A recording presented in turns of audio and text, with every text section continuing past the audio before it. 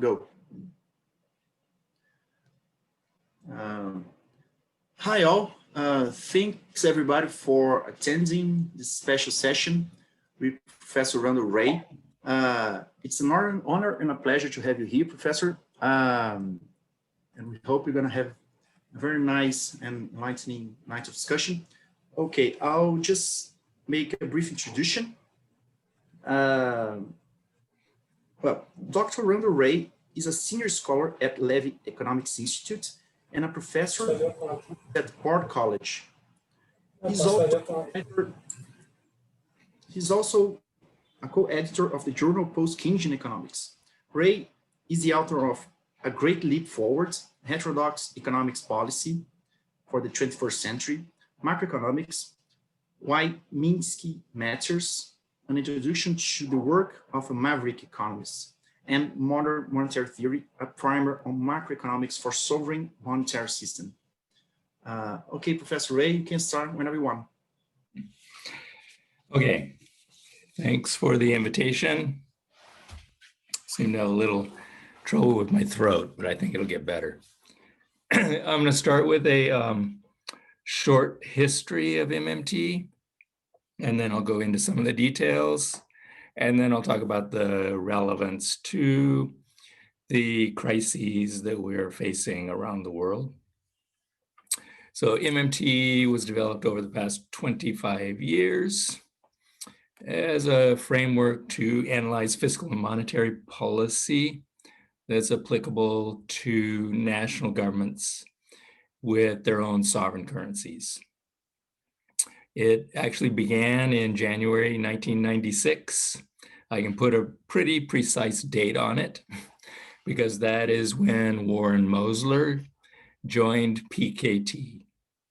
PKT, for the younger people here, was a post-Keynesian discussion group, the first online discussion group that I know of. And Warren came on because he was writing a little pamphlet to present his views on government finance that he had developed over many years as a sovereign bond trader. And he was actually directed to PKT by Arthur Laffer of the Laffer curve. He said, I think something along the lines of, I'm not sure what you're talking about, but it sounds like post-Keynesian economics to me. So Warren came over. And you can go back and find PKT, and you can find the discussion that I'm talking about. It took place over the winter and spring of '96, and you'll find all the major components of what became MMT. So from the very beginning, Warren made four main points. The first is, from inception, taxes drive a demand for the currency. Taxes drive the currency. Second, sovereign bond sales are not for borrowing, but instead they drain reserves and they are part of monetary policy. Third, sovereign government cannot run out of its own currency. And fourth, the government should provide jobs at a minimum wage. So those were the 4 points he was trying to make in those early months. A handful of us, I would list Paul Davidson, Basil Moore, Matt Forstater, Bill Mitchell, and I all could see this as consistent with post-Keynesian economics. The first three of these topics concerned sovereign government finance, how a government really spends, and we spent the next 4 years or so going through all of that in detail. We scoured the academic literature and found nothing. So far as I know, no academic economists, including post-Keynesians, had any idea how the government really spends. And I'd say we figured that out. And it's been continually improved. The state of the art now is the work of Scott Fulwiler and Eric Temoine.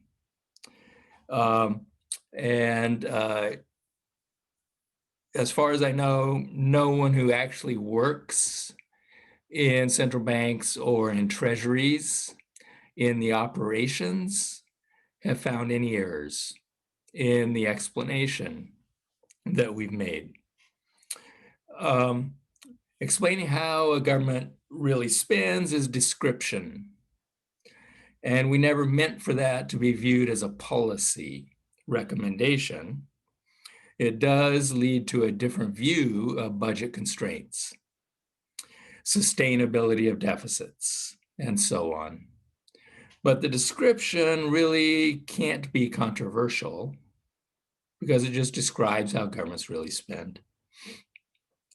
But it remains controversial because academic economists, for the most part, still don't know how governments really do spend.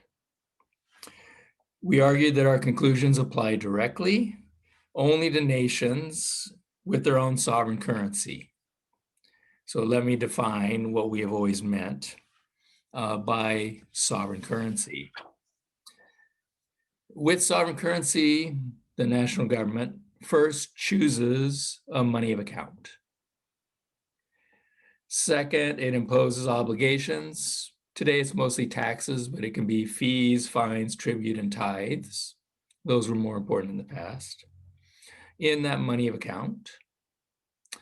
Third, it issues a currency that accepts in payment of those obligations. And fourth, if the national government issues other kinds of obligations, such as bonds, those are also payable in the government's own currency. There's a fifth consideration that follows from this. If a country pegs to gold or to the dollar or to a currency board, then it doesn't really have a sovereign currency in the way that we're defining it, because it's committed to delivering what it pegs to. And that can reduce its policy space unless it can accumulate enough of whatever it is it's pegging to. By our definition, countries that dollarize are not sovereign in the currency sense, nor are the countries that adopted the euro. So MMT does not apply directly to all countries in the world, but it does apply to the biggest nations that account for much of global GDP. What difference does a sovereign currency make? We argue that the sovereign currency issuer, first, does not face a budget constraint as that is conventionally defined. And since all of you are economists, you know what I mean by the government budget constraint. Second, cannot run out of money. Third, can always meet all of its obligations, paying in its own currency. And fourth, can set the interest rate on any obligation that it issues. Again, those are descriptive claims. They're not policy recommendations. They describe reality. Okay, the second thing I want to look at is where do we find the grounding for these ideas in post-Keynesian economics? So we spent a lot of time looking through the literature, and we found the precedents for these ideas. And the precedents predates post-Keynesian economics, but it is the, let's say, forefathers mostly, and foremothers of post-Keynesian economics. We thought it would help to win over our critics if we could demonstrate that these ideas had been adopted by the people who created the ideas that post-Keynesian incorporated. But instead, we're accused of ignoring post-Keynesian economics and of trying to claim that everything we're doing is new. Okay, so critics like Tom Pally think that they're criticizing us when he says we have nothing new. We spent most of our time showing that what we were saying was not new. Okay. We thought that that would help to ease these ideas for post-Keynesian economics.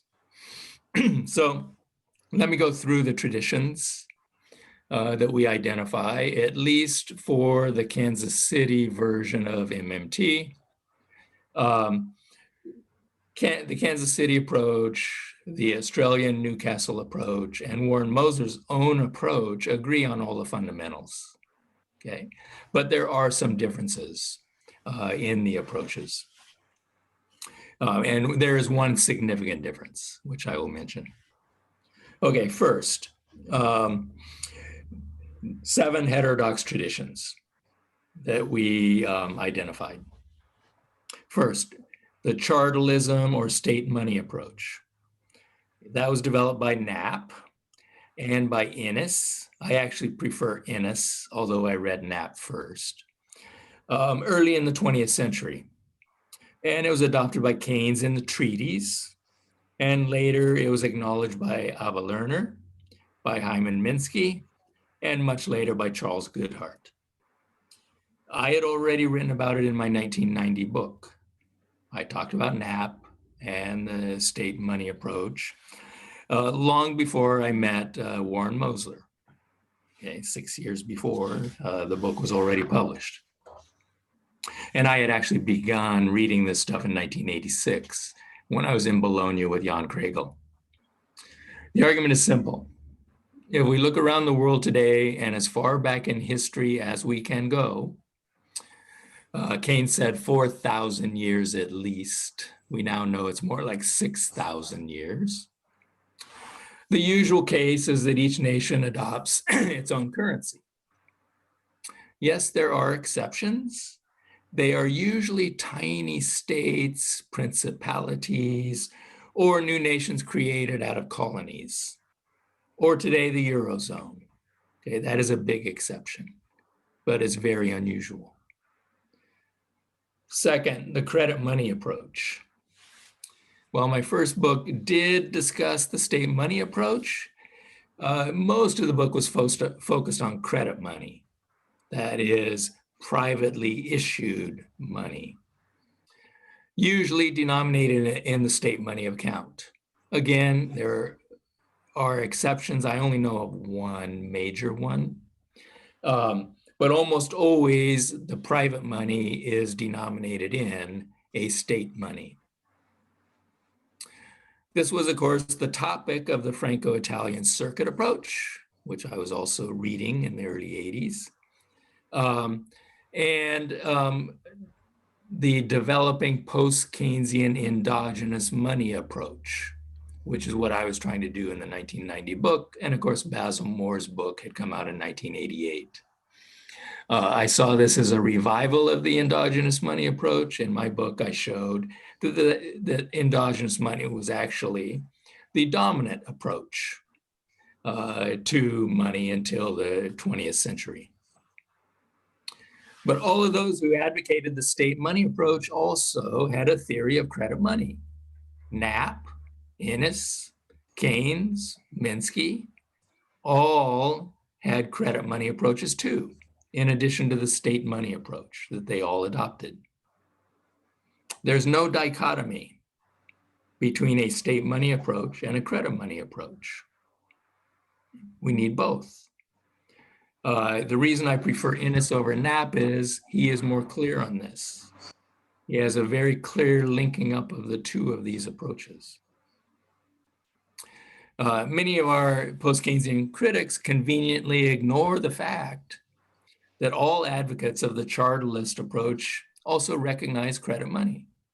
They claim we believe all money is issued by the government. That's false. The vast majority of money is not issued by the government. As my professor, Hyman Minsky, always said, anybody can create money, literally anybody, okay? Third, heterodox tradition, the nature of money. MMT insists that all money is debt, a liability, recorded in a money of account. We follow Keynes's work in the treaties on ancient monies, which actually was probably set off by his reading of Innes in 1913. Keynes's period of Babylonian madness was in 1919, okay, and probably set off by Innes.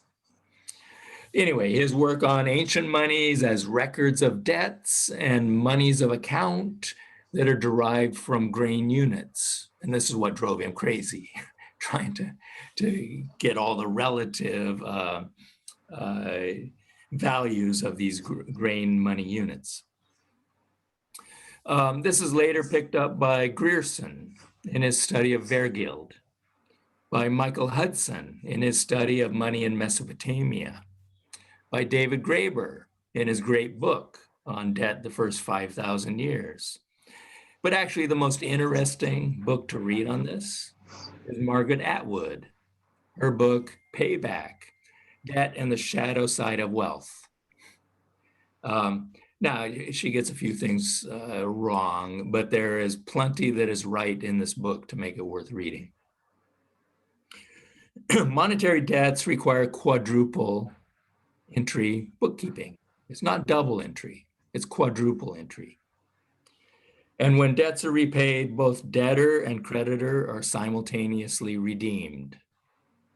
Currency is the sovereign's debt and can be used by the indebted taxpayer to redeem herself.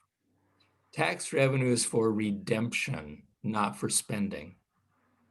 In the past, tax revenue was always burnt, not spent. Today, it's just a debit to an electronic entry. Fourth, tradition, the balance sheet consolidation. When we try to explain how government really spends in the simplest possible way, we say government spends its currency into existence and then taxes it back. And that's how it really did work in the old days. When the government needed to spend, it would stamp some coins or print up paper money or carve some tally sticks or issue some clay tablets. It would use those in payment, and then it would redeem those in tax payments to itself, and then it would destroy them. Today, all modern governments spend and tax through their central banks, which make and receive all payments for the Treasury. And of course, the central banks make and receive all payments through private banks. And so we have 2 degrees of separation between the sovereign government and its subjects or citizens. And that makes the operations more opaque. It makes it harder for economists and others to see what is going on. The simple consolidation makes it much more transparent. When we deconsolidate, it becomes so confusing that most people continue to think that governments finance their spending by receiving tax payments. So taxpayers are supposedly the source of the government's money. And so tax first, then spend is the motto adopted by most economists, including most post-Keynesians. Not only does that misunderstand the actual operations, but it's also inconsistent with basic Keynesian theory. Spending creates income that can be leaked into saving, taxes, and imports. That's Keynesian theory. You must have the injection first before you can have a leakage. Injections come before leakages. MMT follows Keynes. Spend first, then tax. That's our motto. You got to spend before you can tax. That was obvious in the old days, before central banks and private banks. The 2 degrees of separation made it hard to see this. Injections precede leakages. That's basic Keynesian economics.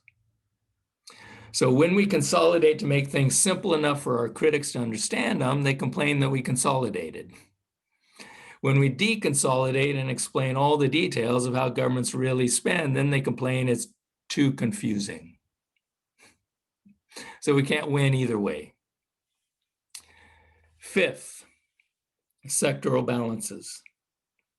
We follow Minsky and Godley in maintaining that at the aggregate level, balances have to balance. That means that a government is not free to determine its budgetary outcome, because the outcome has to be consistent with the outcomes of the other two sectors. In other words, the budgetary outcome is endogenous. It's not determined by policy. It's determined endogenously by the necessity to balance the sectoral balances. If government is to run a surplus, either the domestic private sector must run a deficit, or the rest of the world has to run a deficit. There's no other way to get a budget surplus. For a country like the US that runs a current account deficit through the thick and thin of the business cycle and is likely to run a current account deficit for the next half century, that means that for our private sector to have a surplus, our government has to run a deficit equal to the private sector surplus plus our current account deficit.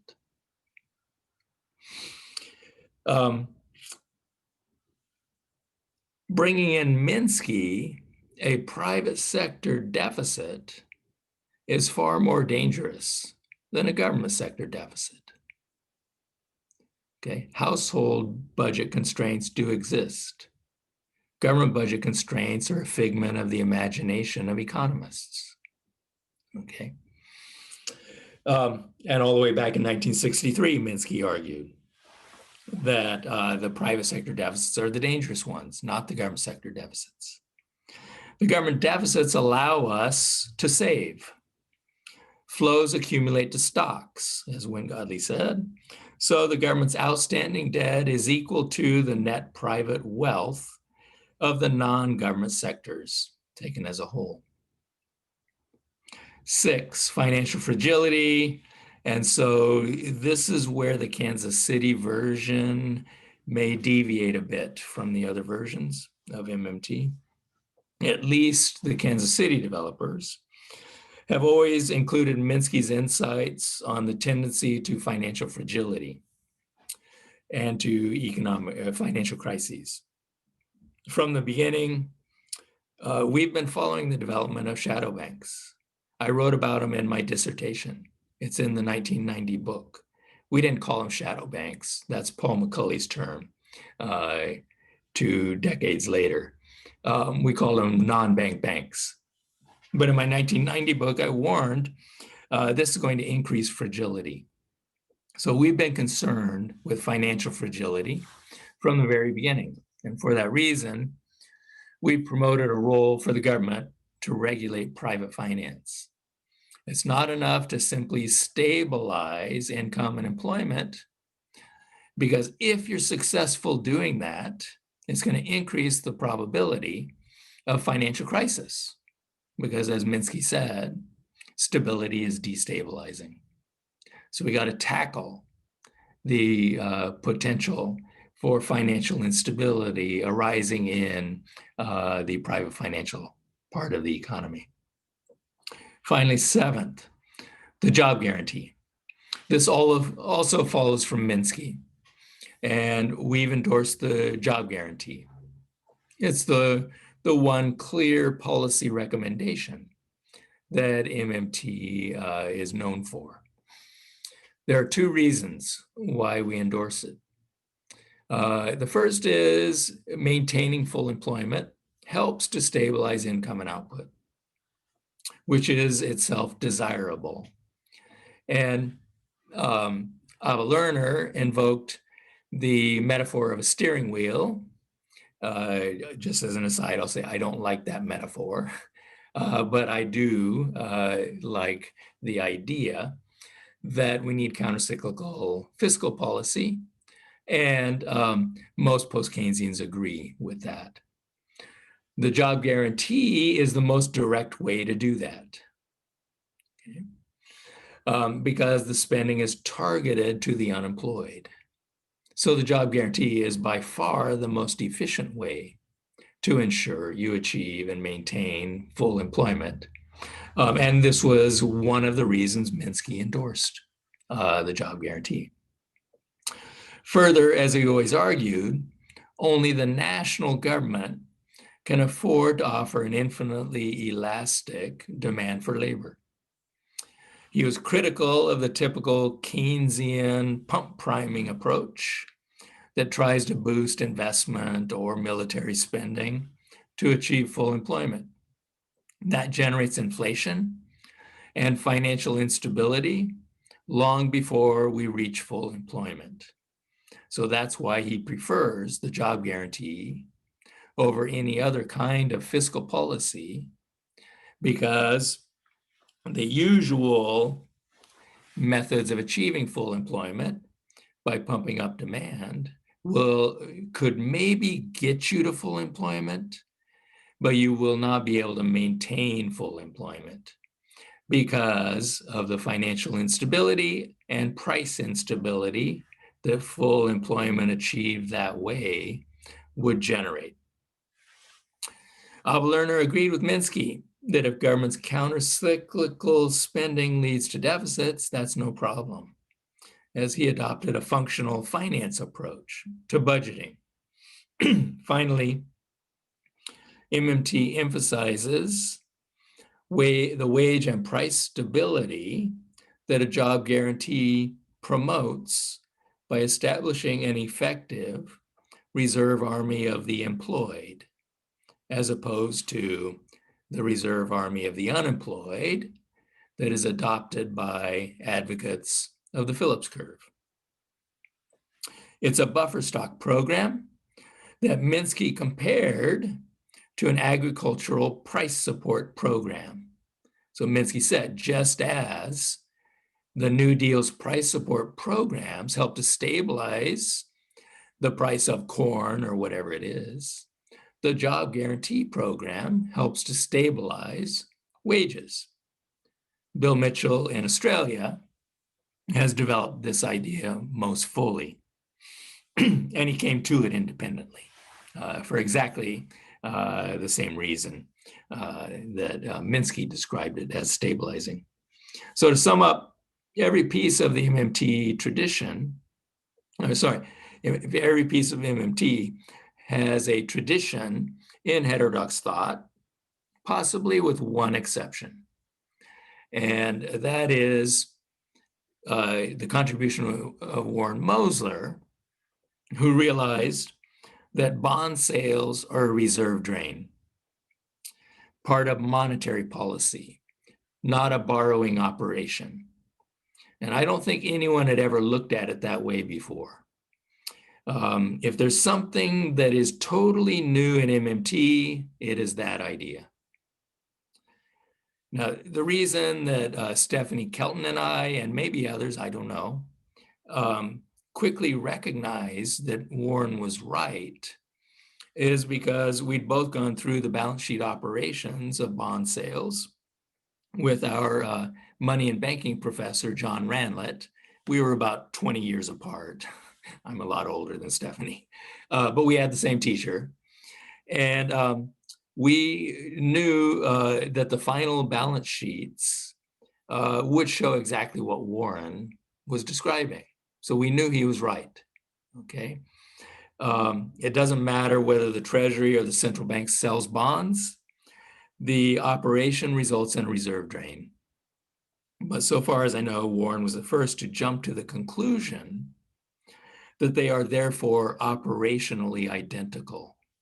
And so while everyone else thinks of Treasury bond sales as fiscal policy to finance spending, while a bond sale by the central bank is part of monetary policy to hit interest rate targets, Warren recognized that operationally they are identical. And since the effect of either one of those is to drain reserves, it makes far more sense to classify both of these as monetary policy operations, whether it's the Treasury that sells the bonds or the central bank that sells the bonds. This is monetary policy. This is not a financing operation. And if we add Keynes's approach to saving, it becomes obvious that bond purchases are a portfolio choice. They're the second step of the saving decision.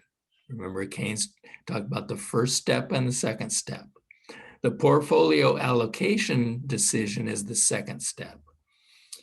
That is, how do you hold your saving? The first step, a decision to not spend, requires an income injection. You have to have income before you can decide not to spend it. You don't decide not to spend until you get the income. So spending creates income that can be saved. Whether we're talking about tax receipts or receipts from bond sales, the income comes first and must be generated by spending, not by saving. Further, if bond sales drain reserves, the reserves must come before they can be used to purchase bonds. Where do they come from? There are only three sources of reserves: Treasury spending, central bank lending, or central bank purchases. Those are the only three ways reserves can get into the economy. In short, they always come from the government, central bank or treasury. They cannot be a net source of finance for the government. The government must provide them first. They can't be a net source of finance. The magician cannot pull out of the hat what the magician doesn't first put into the hat. There actually is no magic, you know. You see the magician pull the rabbit out. The magician put that rabbit in there. And like the rabbit produced by the magician, taxpayers cannot deliver to the government's own IOUs, unless the government has already put those into the economy's hat. So taxes and bond sales don't finance government spending. Let's turn to MMT's relevance today. Before the coronavirus hit, so back in late 2019, MMT was all over the media, partly because AOC had been pushing it, okay? And as a result of that, all of our critics claimed we were calling on the Fed to fly helicopters around and drop bags of money to flood the economy and cause hyperinflation. So MMT was called crazy talk, and leaders around the world swore they would never adopt it. Okay. By March, all the leaders around the world were announcing they were going to fly helicopters around and drop bags of money into the economy and follow MMT. So 3 months later, complete about face. So MMT was on everybody's mind and supposedly was behind all of this. It's hilarious, but we never had advocated it.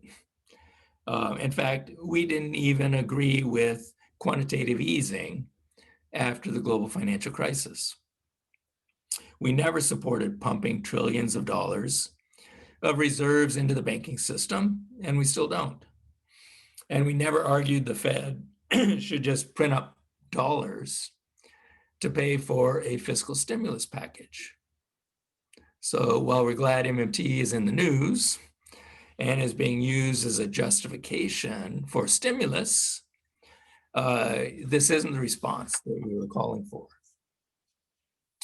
What we actually say is procedures adopted by the Treasury, the central bank, and private banks over the past century already allow government to spend up to the budget approved by Congress or Parliament, depending on the country, and signed by the president.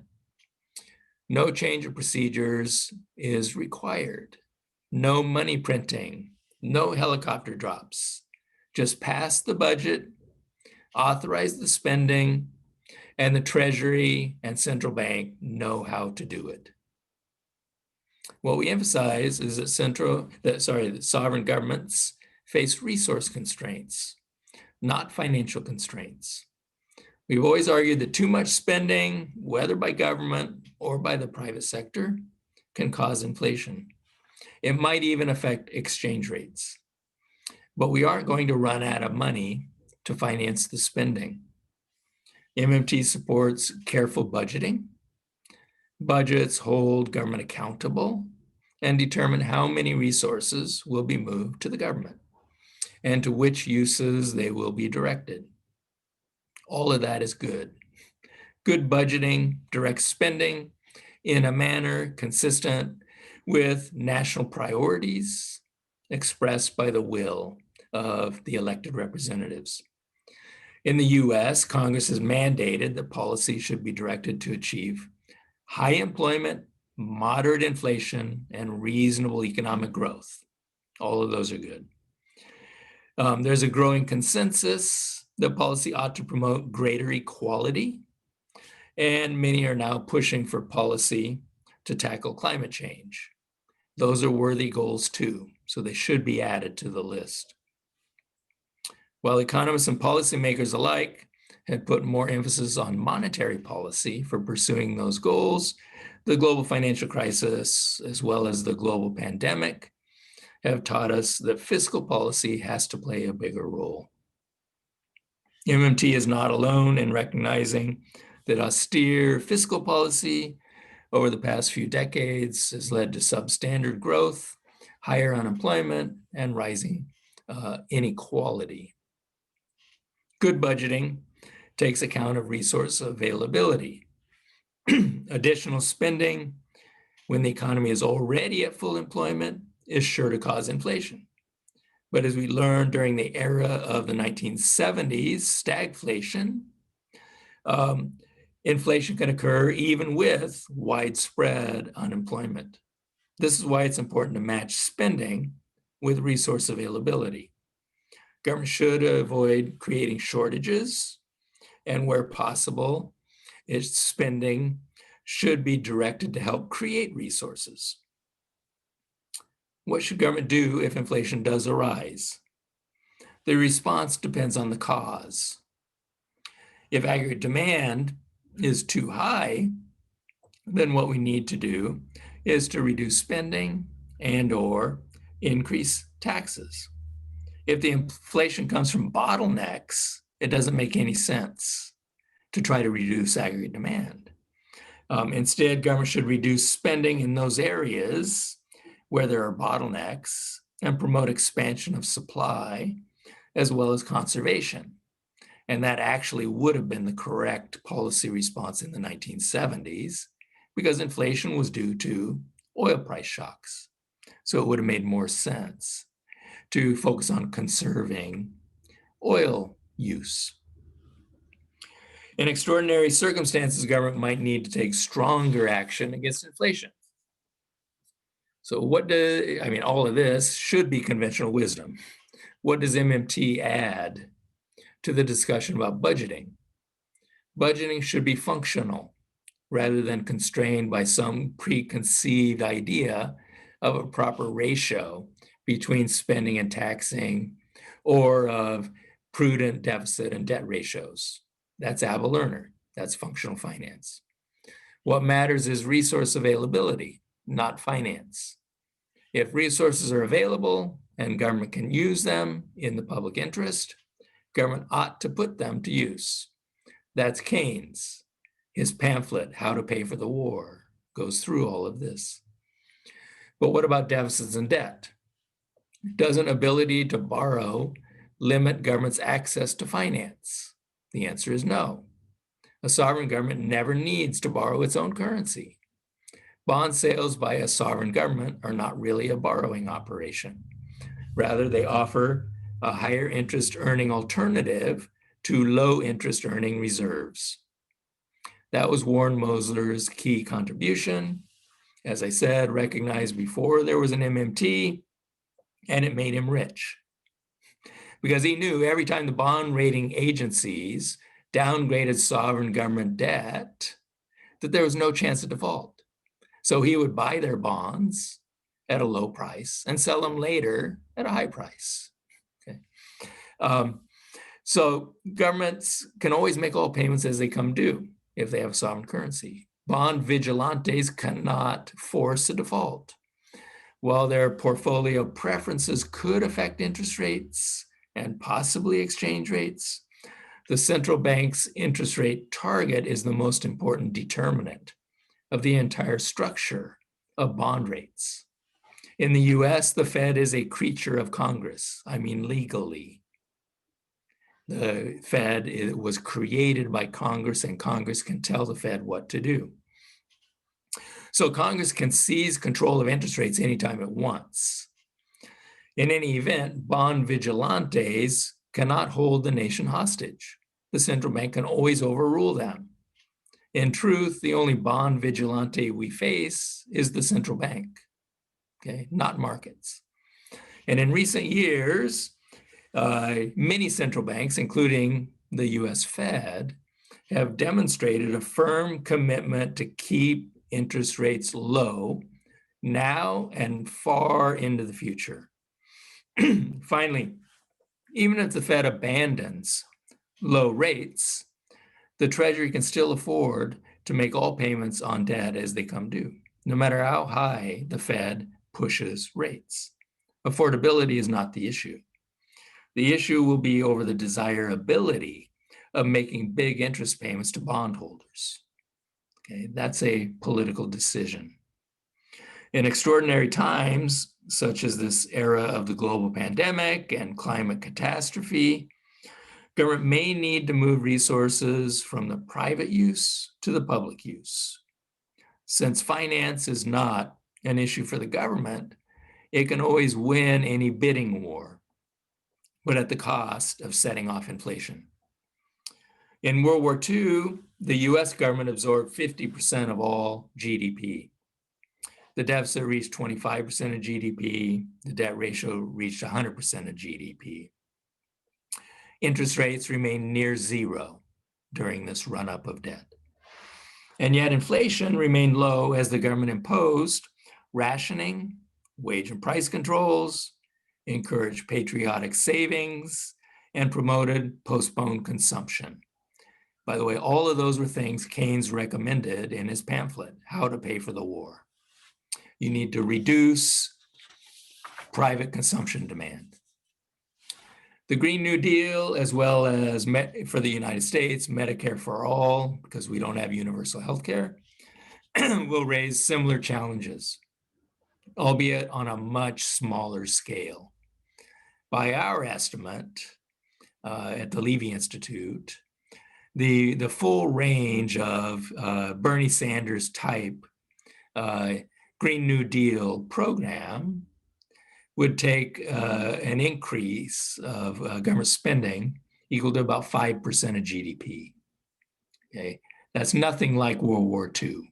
We're not going to go to government taking 50% of GDP, but still, perhaps there could be some inflation pressure. But the issue is not financial affordability, it's resource availability. So MMT helps to shift the debate away from can we afford it to a discussion of resource mobilization to save the planet and save humans. We already have the procedures in place to pay for it. We don't need any new special procedures in order to implement the Green New Deal.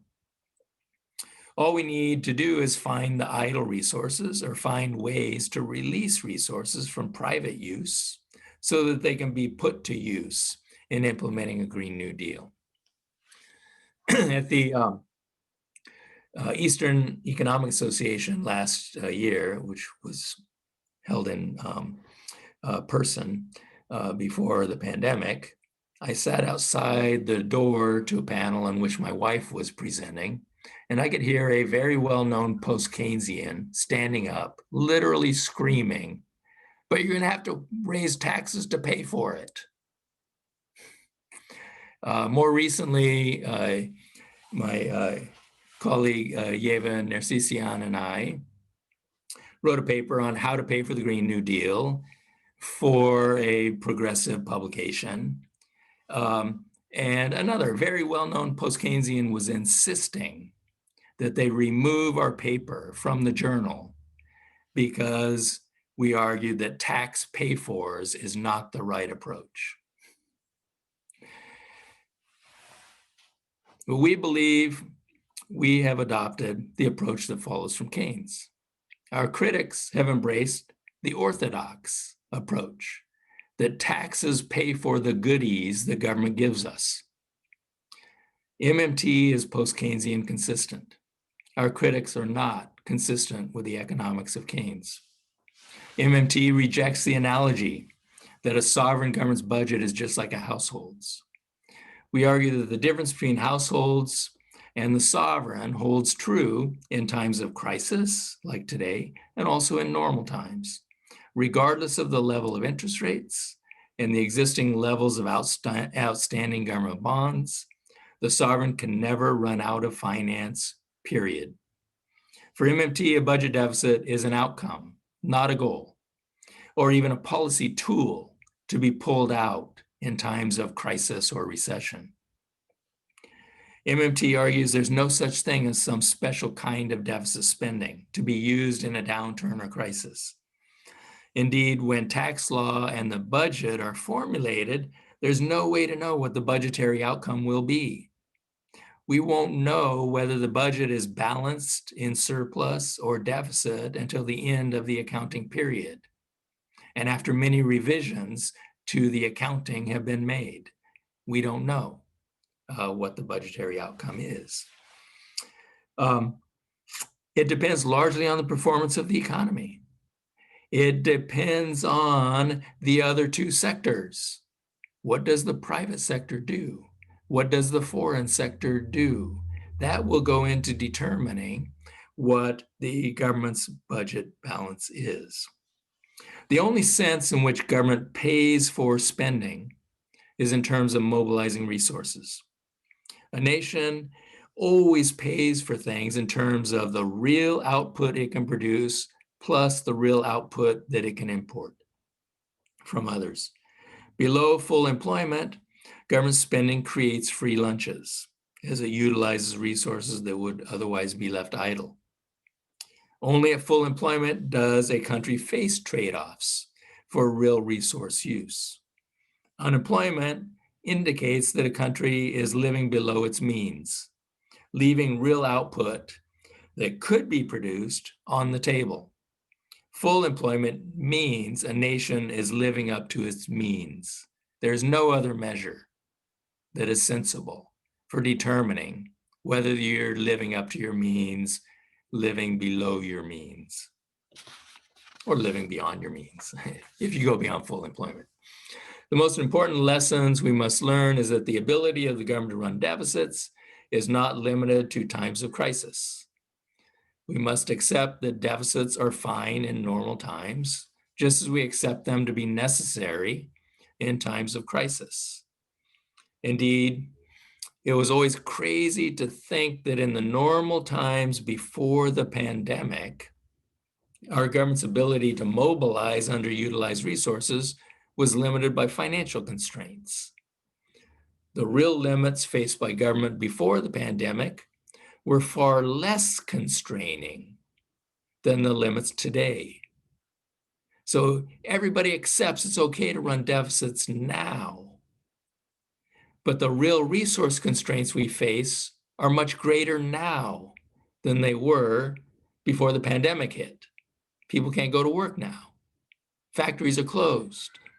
We can't pick the crops when they ripen because of the pandemic. So the resource constraints are much greater now than they were then.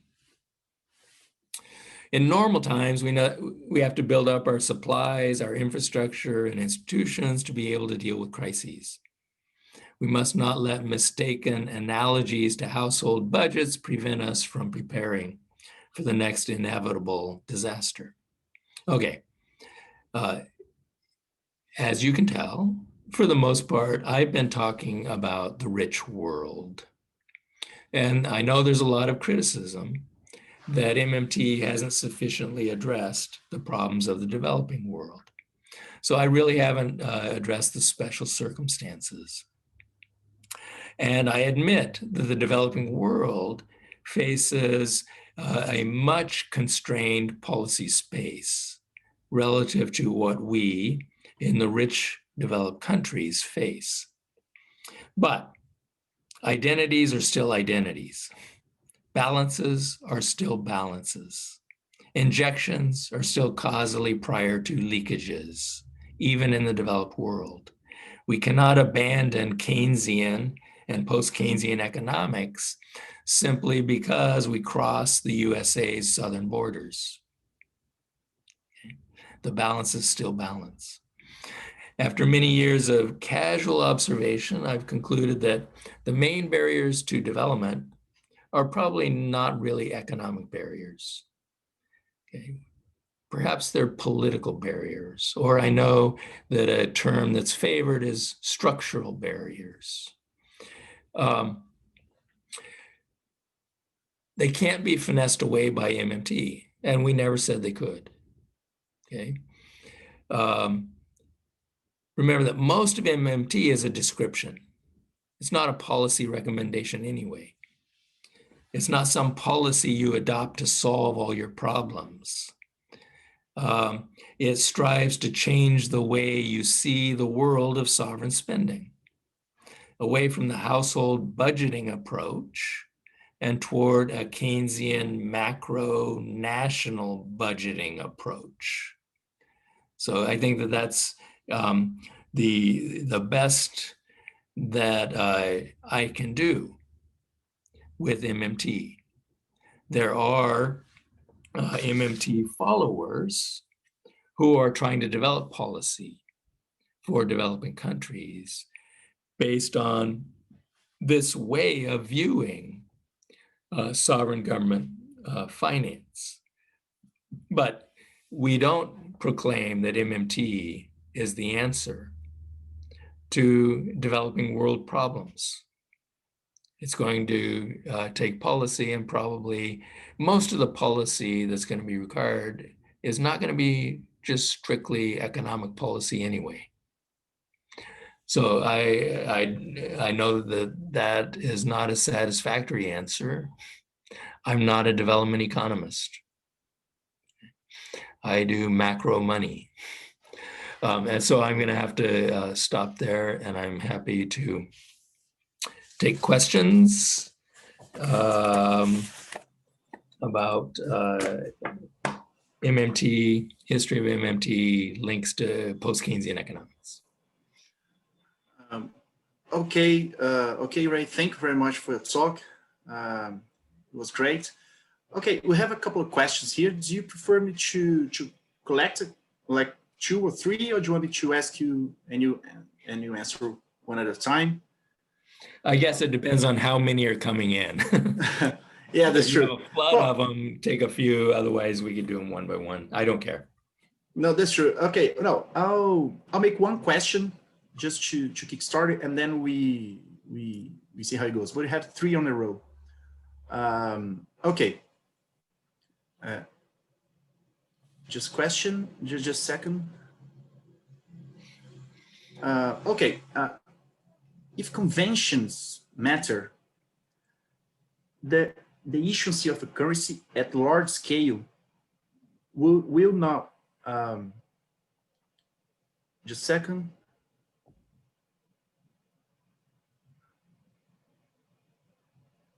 Okay, yeah, it's in Portuguese. I'll translate now. If conventions matter, the issuance of the currency at large scale would not interrupt or break the convention down of a stable value of the currency, generating inflation. Did you get the question? Do you want me to repeat? Yeah, I think I got it. Okay.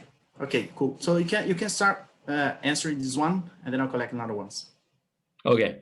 Well, conventions matter for a lot of things.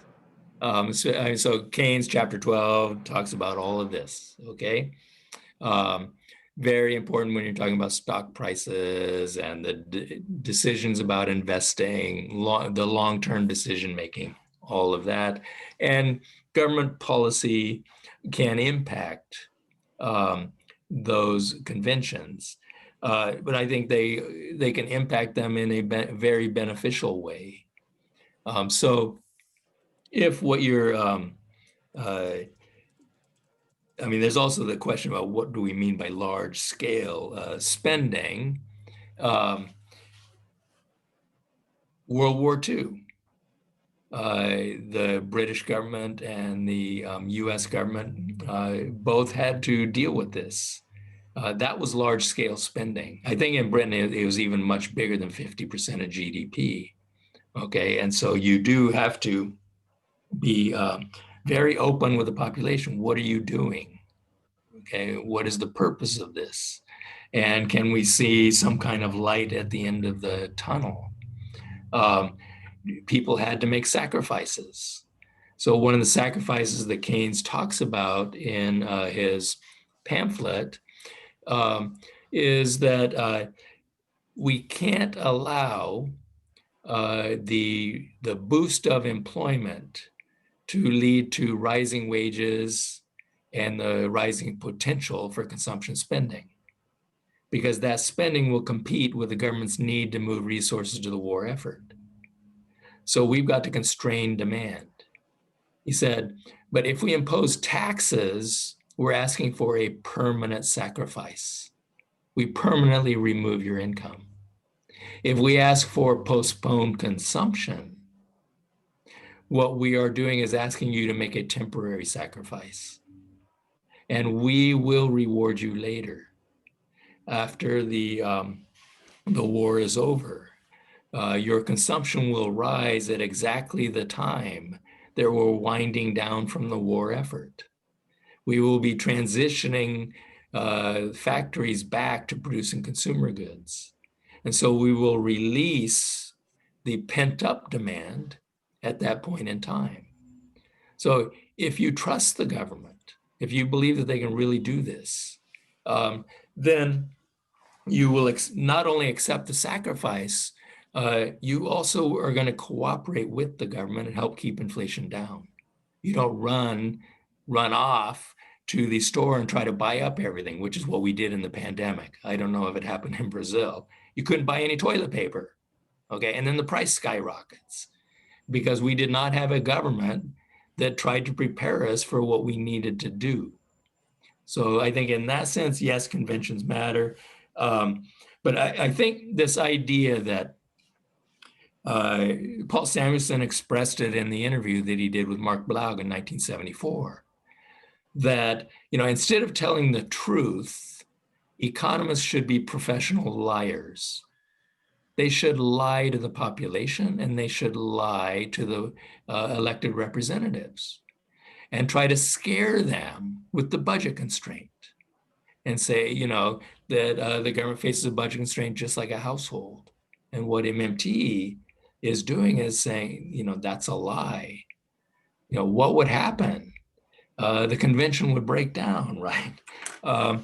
And politicians would start spending like crazy if they knew they couldn't run out of money. And we would get inflation and then hyperinflation. And pretty soon we're Zimbabwe. Okay, so the convention breaks down. I just don't believe that story. I haven't met the politicians yet who want to produce hyperinflation. So I don't believe it. And the idea that suddenly we're going to go from government spending 24% of GDP in the United States and ramp that up to a level that we could get hyperinflation out of government spending is just not going to happen. So I don't believe the story. What we need to do is increase spending a little bit, maybe go from 24% to 29% maximum in order to implement all of the projects of the Green New Deal. And if we do that, we might need to reduce private sector use of resources for about a decade as we implement the Green New Deal. And so I think we should approach it the same way that Keynes recommended that we approach World War II. We have to get the population to buy into this and accept that they will make a sacrifice for a limited period of time as we implement this thing. And I don't see any inflation arising from this. Well, thank you, Professor Wray. Okay, the first question was from Mark Flavio. The second one is from Danielle, and he says, I'll read it out loud to you. Hello, I would like to know if Professor Wray can explore a little bit more about the job guarantee in a capitalist context, how it works. I always remember about Kaletsky and his considerations of the political aspects of full employment. What makes me feel unhope about the viability of the policy? Should I be hopeful in this application to an emerging economy like Brazil, for example? Yep. Okay. Good question. Okay. Yeah.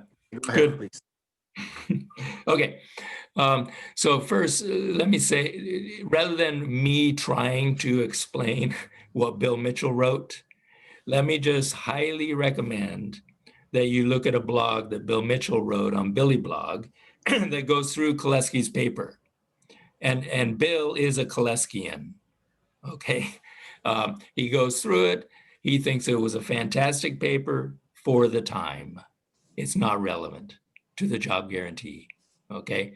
So I'll let him make that case. You can read it. But let me just address why is a job guarantee consistent with a capitalist system? And then maybe talk really quickly about in the context of a country that's not rich and developed like the United States. So I referred to the Minsky's argument that first, if you want full employment, and I think that if we're going to have capitalist economies in which employment is only undertaken if there is some capitalist who believes they can make a profit off employing people. I mean, that's the definition of capitalism. No jobs are offered unless some capitalist believes they can profit off hiring those workers. Capitalists are not in the charity business. They're trying to make profits. So they only hire the number of workers they think they need to produce the amount of output they think they can sell. Fine, that's their job. That leaves, in the case of the United States, somewhere between 10 and 20 million people unemployed, chronically, okay? And under capitalism, we believe that most people should either be capitalists or workers, work for a living. They shouldn't be living on handouts. Well, then we've got to supply them jobs. I think the right to a job is required if we're going to have capitalism. It's absolutely consistent with capitalism. We are requiring that people become wage workers.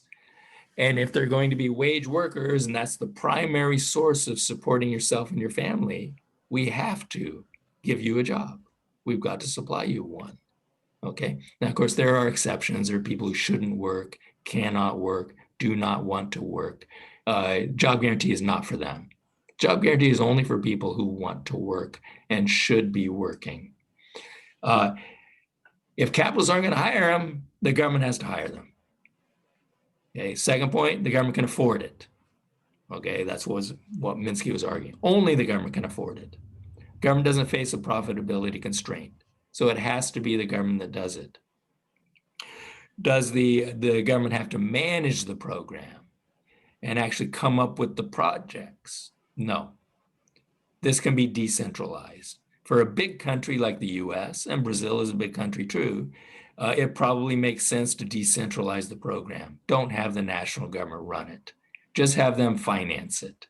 If you're a tiny little country with a lot of trust in your central government, Switzerland, probably the national government can run it. Okay, but big countries like us, probably not a good idea to have it run from Washington. So you decentralize it and let Local communities come up with the projects, but have the national government fund it. So that is my justification, and that is why it has to be the national government. Final point, but doesn't it destroy capitalism? No, it doesn't, not at all. It provides an employable reserve army. The workers that are in the job guarantee program are always available for hire. They are a better reserve army than the unemployed. Unemployed people beyond about 6 months become unemployable. Maybe not in reality, but in the eyes of the employers. They don't want to take a chance on them. In fact, in the eyes of employers, the very best person to hire is someone who is already working. That's your first choice always. You want to hire someone who's already working. Okay, there's no question about their willingness to work if they're already working. So those are the best ones. Well, the job guarantee keeps people working. So they are preferred over unemployed people. And they will be able to maintain and enhance their skills, gain new skills on the job, have a work record and all that. So we see it as being perfectly consistent with capitalism. You're preparing people to work in the private sector. So for many people in the job guarantee program, the job guarantee job is transitional. So Warren Mosler calls it a transitional job program. Some people may never get hired out, and that's okay too. As long as they're working, they're feeling like they're making a contribution, and we hope they are making a positive contribution to society. Okay? They're not necessarily productive in the narrow sense that we use the term, because they're not producing profits, but they're productive in the sense that they can be doing socially useful things. And that's enough if they can do that. Emerging nations, Sweden for decades essentially maintained true full employment. Anyone who wanted a job could get a job. And they had not a single job guarantee program, but a variety of programs that ensured that. You can read Helen Ginsberg's book on the Swedish experience if you want. Sweden justified this approach to ensure continuous full employment on the basis that Sweden was too poor to afford unemployment. Imagine that. Because we think of Sweden as being this rich country, right? But Sweden wasn't rich when they embarked on this. Sweden was relatively backward and poor. It said, we're too poor to afford any unemployment. And I think this is the attitude that the developing world should also take. Developing countries are too poor to afford unemployment. You need everybody working. Everybody needs to be working, contributing to the development of the country. And so I think if you take the Swedish attitude and apply that to developing nations, then you come up with the kinds of things that people ought to be doing, employed in a job guarantee program. And final point, Argentina had a limited job guarantee program, the Jefes program. I went down 3 times to look at it, and other people from Kansas City also went to look at it. And we got a lot of good ideas from them. They had a highly experimental program, and it was successful. It was a successful program. Now, it didn't last, and it had its problems too. But I think that you can look at what Argentina did on a small scale to get ideas for how to do it in a developing country. Okay, Professor Wray. Okay, we have 3 more questions, right? And 20 minutes, but I think it's plenty of time, I hope so. So please, Caio, you can raise your question. Hello, everyone. Professor, my question is about when it comes to chartalist view, this is the money as a creature of state. It seems to me that we have two versions, like the taxes approach and the contracts approach, which maybe makes it's more related to Davidson point out. Say the second approach again. I didn't catch it. What's the second approach? Contracts. The contracts approach, which the state enforces the money through contracts. It's the Davidson approach, and it is maybe this difference. I don't know. Maybe it's what makes Davidson and even Kregel, in spite of agreeing with you in general terms, they point out that MMT highlights the origins of money instead of highlights the functions of it. So, do you think they both views are compatible, and how? Well, sure, they're compatible. So, from inception, you have to create a demand for your currency. And the way you do that is by putting an obligation on the population. And this is how it is done. Literally, this is a description. This is the way that you do it. Okay, we find many examples of governments first imposing an obligation in order to get the population to accept it. Okay, and then the contracts are written in the national money of account. Of course, there are exceptions in the developed Western world. You can write contracts in euros, you can write contracts in pounds, you can write contracts in dollars. It doesn't have to be your own sovereign currency, but it is always a state money. These are all state monies, okay? And then if they're enforceable in court, then that will make them more acceptable. And so yes, if a bank's contract is enforceable in court, you're going to be far more likely to accept that bank's liabilities if you know that you can go to court and force them to do what they said they would do in that contract with you. So I think that is very important for all the private contracts, for all the privately created money, that they're enforceable in court in the national money of account. It's important. I don't see that as being a conflict at all. That's why private monies are acceptable. Okay, it could be that the sovereign government also agrees to accept them. So if the sovereign government agrees to accept them in payments to itself, they also will be transferable. But even without the government accepting them, if the government will enforce them in court, they will be acceptable. So I see those not as being rival explanations. I think both of them are correct in explaining why will you accept a bank's liability? Okay, because they are liable, and you can take them to court if they try to walk away from it. Okay. Okay, so the next question is Fernando Ferrari. You can go ahead. Hi, Ray. Thank you very much for your lecture. It was very interesting.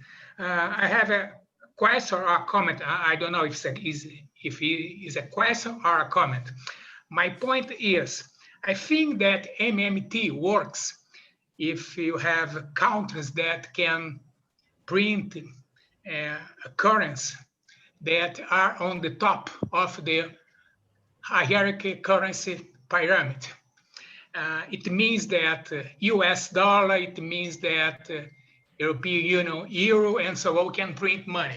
But when you are considering countries like Brazil, that we don't have a universal currency, and you don't have strong institutions and other things, I think that it would be more difficult to accept this theory. What do you think? Okay.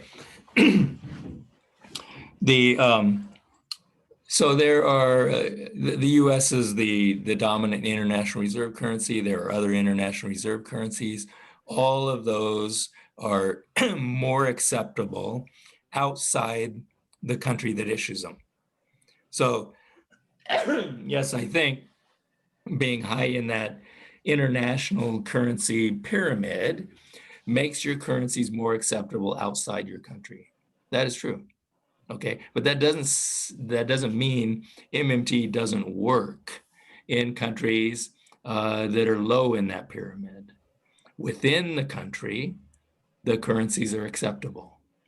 And I mean, I can give you examples of countries very, very low in the pyramid.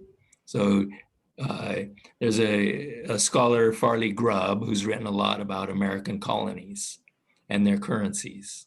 And so I've used a lot of his stuff. Let me just quickly give you an example. Pretty hard to think of a weaker case than American colonies that were subject to the British Crown. These are very weak, okay? They could not issue coins. The Crown would not let them do it. They had to pay taxes in British coins. The governments needed more revenue and could not issue coins. The colonies were always short coins. So what the governments did was they printed paper money. And it was the first large example of paper money in the West. China had paper money before, but the West did not. These colonies would print up paper monies. Now, how on earth are they going to get their populations to accept the paper monies? They imposed a tax. So anytime they authorized a note issue, say 10,000 Virginia pounds of notes would be printed up, at the same time they imposed a new tax that was expected to raise about 10,000 pounds. And they made the tax payable in the notes. So Farley Grubb went through the records. The colonies kept very good records of these. And we see what they did. They spent the currency into existence. They taxed it back. And then they burned all the revenue. Okay? That's MMT. It worked. The tax drove the currency. The currency was accepted. In fact, Grubb finds many statements in the written record of the historical record of the time that people preferred the paper money over the British coins. They preferred the paper money, okay? And so there are British coins there. The crown is the ultimate authority, and people still prefer the local paper money over the crown's coins. It works, okay? So you know that at least domestically, the population will accept your currency if you have obligations in that currency. And then you can go beyond that. Okay, the contracting, sure. You have enforceable contracts in your own currency. That's also going to help. Okay, so people, maybe they could buy houses in US dollars, but if the contracts are enforceable in your local currency, people are going to need to get the local currency. Okay, if they're worried about the contracts being enforced and they have to go to court. So enforceability is very important, and that will increase the circulation of your domestic currency. So I think it still works, okay? But are you more constrained in the international sphere? Yes, you are, okay? As far as I know, the Virginia colonies' currency did not circulate outside the Americas, okay? Were they very constrained? Yeah, probably. They actually had to get British coins to import. Okay, and so that would be more along the lines of what you're arguing. Yes, you are constrained in the international sphere. Okay, thank you, Ray. The next question is a short one from Juliano. Asking, does MMT assume a low degree of financial openness or not necessarily? Okay, well, I mean, there are trilemmas, right? So if you want to peg your currency, you better control capital flows. Okay. Unless you're in a very peculiar, let's say, enviable position, you've got to be very careful. If you open up the capital account and you're trying to manage your currency, you can pretty quickly get in trouble. If you float your currency, then you may be able to be more relaxed on your capital accounts. So I don't think that MMT is saying anything different from what all other economists say, that floating your currency gives you more domestic policy space and more freedom on your capital account. But that doesn't mean I'm advocating free capital flows. Even if you floated your currency, you can still face problems with a floating currency, because floating currencies by definition float. and you may find your exchange rate moving more than you want it to move, positive or negative. So constraining capital flows is probably a good idea.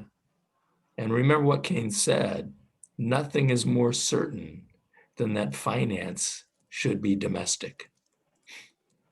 Okay, we don't want open capital accounts. So I think that that's, we're not saying anything different. All things equal, floating your exchange rate gives you more domestic policy space. That doesn't mean floating your exchange rate is the best thing to do in every single circumstance. Generally, I think that controlling capital flows is a good idea. I think the arguments for allowing foreign financial institutions to operate in your country are vastly overstated.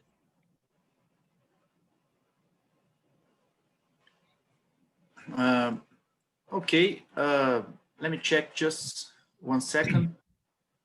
Do you have any more questions or no? Anybody? Well, so I guess we can call it a night. Thank you very much, Professor Wray, for a great presentation. Thanks for all the organizers also of the conference, and that's it. Okay, so I'll stop the recording by now. Thank you all. Thank you very much. Do you want to say any last words in this presentation? Well, just thanks for the invitation, and hope it helps to promote the spread of MMT. I know that there are a number of Brazilians who are helping to spread MMT around, and the advantage that they have is they know much more about Brazil and the special problems faced by developing countries. So we need more people in Brazil to be writing on MMT and adapting MMT to developing nations and their special circumstances. So that's welcomed. Okay, great. Okay, thank you very much, and good night for everybody. Bye-bye. Bye.